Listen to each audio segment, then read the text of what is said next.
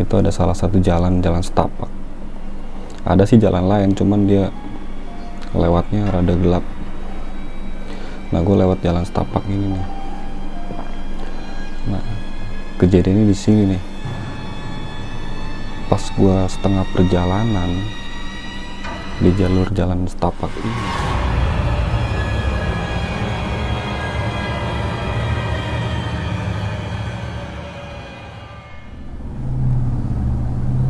Assalamualaikum warahmatullahi wabarakatuh.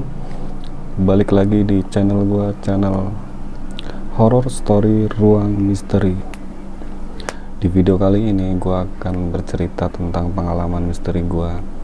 Lagi-lagi tentang pengalaman gua diganggu atau gua diliatin sama penampakan sosok makhluk gaib.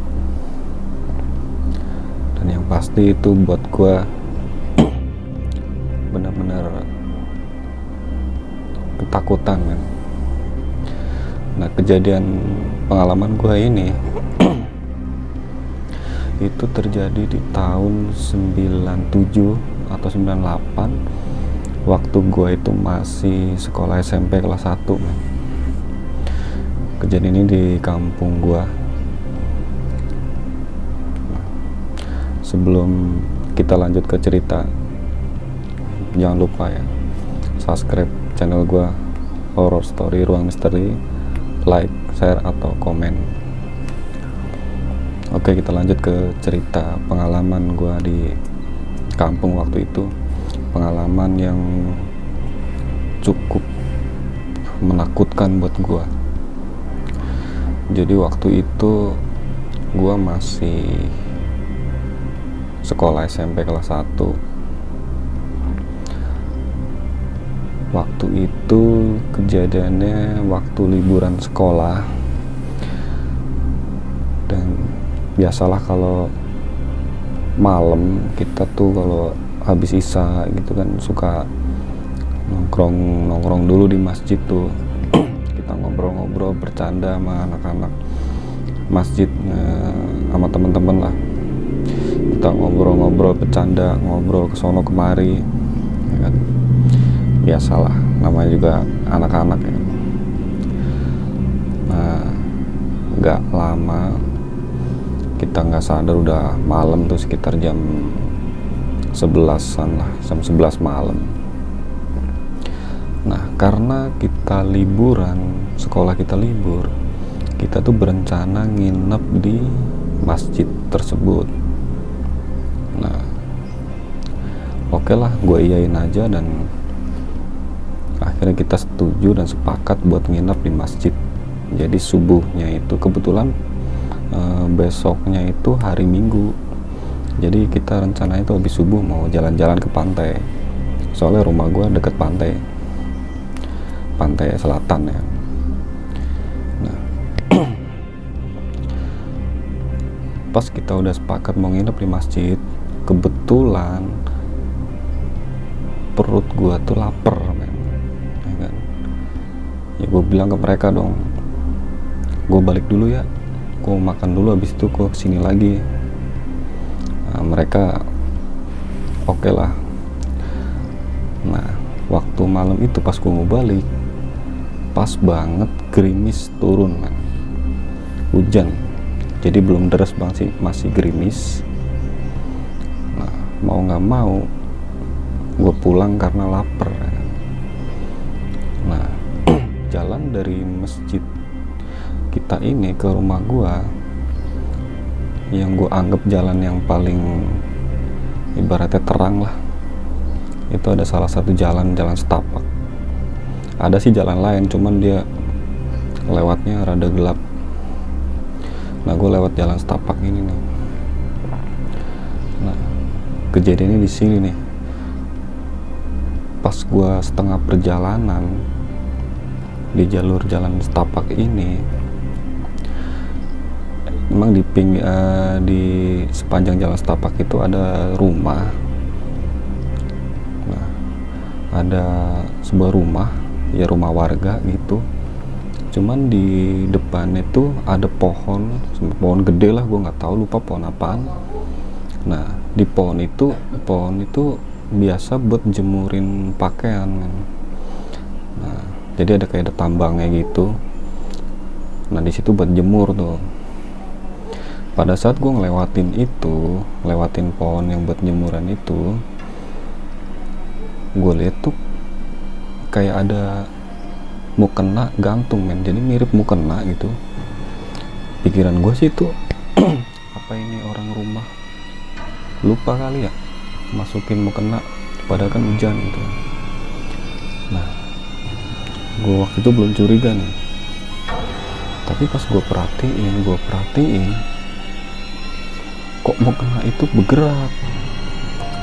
Jadi nih pohon jadi kayak bergerak, ngebelakangin pohon gitu, ngebelakangin pohon. Pas gue perhatiin astagfirullah men, itu sosoknya kuntilanak men.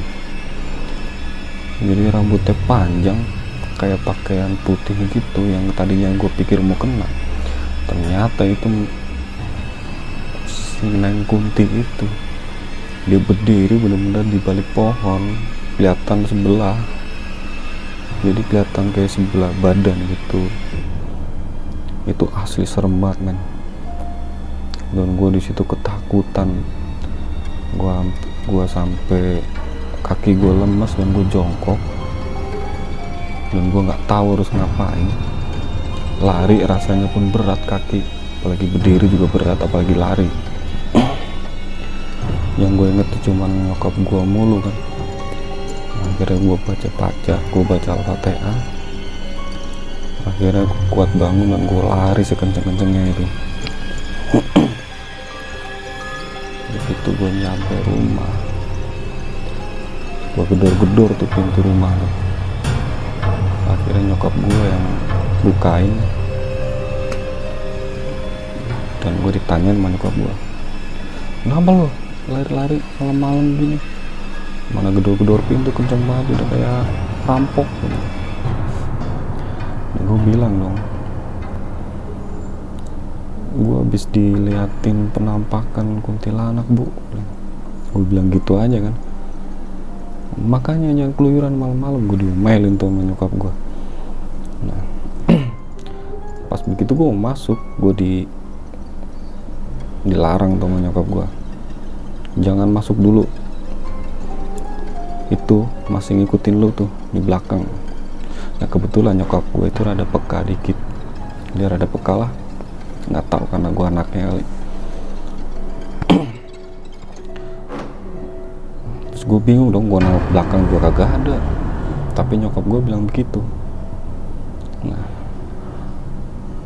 lah gue nurut aja dong sama nyokap. Akhirnya terus gue gimana bu? Nah akhirnya ibu gue tuh megang pundak gue, dia baca-baca doa, terus diusapin ke kepala gue, ke pundak gue, ke punggung gue. Habis itu gue disuruh cuci kaki di teras, kebetulan ada keran air, gue suruh cuci kaki, cuci muka, baru udah gue boleh masuk.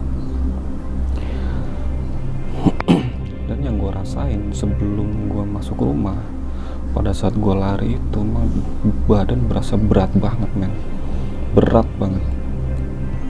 Gue gak tahu kenapa tuh, ya gue gak tahu waktu itu, orang kan gue masih SMP kelas 1 kan. Itu berat banget. Akhirnya begitu gue udah dibaca-baca ini, doain sama nyokap gue, badan gue rada enteng tuh. Akhirnya gue masuk, gue makan, gue lapar, gue makan. Biasalah, lagi makan gue dinasehatin sama nyokap gue, bla bla bla bla macem-macem lah. Ya gue dengerin aja sambil makan. Nah, terus gue izin lagi kan ke nyokap, bu, ini malam rencananya mau pada nginep di masjid, besok pagi kita mau jalan-jalan ke pantai. Gue minta izin sama nyokap gue, dan nyokap gue ngizinin, tapi jangan lewat jalan yang tadi, lewat jalan lain. Ya udah gue nurut aja kan. Nah, akhirnya setelah makan gue keluar lagi, gue jalan lewat jalan lain menuju ke masjid yang tadi. sebenarnya gue lewat jalan lain aman-aman aja sih, cuman kayak gitu, ingat kejadian yang pas tadi pulang ke rumah, gue lewat jalan lain pun gue kepikiran penampakan yang tadi, men. Gila, serem banget di balik pohon. Gue pikir mau kena, nggak taunya dia, si mbak-mbak itu, mukanya serem banget kan. Gue liat kayak ada yang nyala di mukanya, ya nggak tahu itu apaan, tapi mukanya ini, dan baunya busuk kan, bau busuk, bikin perut gue tuh kayak mual gitu ya kan. Gue pikir mau kena, kagak taunya Neng Kunti. Itu pengalaman horor gue dulu pas mas di kampung dulu tuh, masih SMP gue. Itu kalau gue bilang sih serem, tapi gimana ya, kocak gitu guys. Pandangan gue tuh, gue ngeliatnya mau kena, tapi kok geser di balik pohon yang buat jemurin itu kan, ada tambang tuh. Ya udah, sontak pas wujudnya berubah jadi makhluk gituan, ya udah. Akhirnya gue lari tuh, pulang ke rumah, gue makan, dan gue balik lagi ke masjid. Setelah sampai ke masjid, gue cerita dong sama anak-anak tuh. Gue cerita begitu, mereka cuma udah ketawa doang kan. Pas setelah gue cerita ya kan, sampai malam, udah, kita tidur. Subuh kita bangun, kita sholat subuh. Habis sholat subuh kita jalan ke pantai itu ya kan. Pas mau jalan ke pantai, kita ngelewatin jalan setapak yang semalam gue lewatin itu. Gue penasaran, ternyata di situ tuh nggak ada mukena sama sekali, kosong, nggak ada jemuran sama sekali. Ya udahlah, nggak gue pikirin lagi. Akhirnya kita jalan, kita ke pantai, jalan-jalan, nikmatin suasana pantai, man. Ya itulah teman-teman, sedikit cerita pengalaman horor dari gua waktu gua masih di kampung ya. Oke. Sampai ketemu di video berikutnya nanti. Jangan lupa subscribe channel Horror Story Ruang Misteri, oke.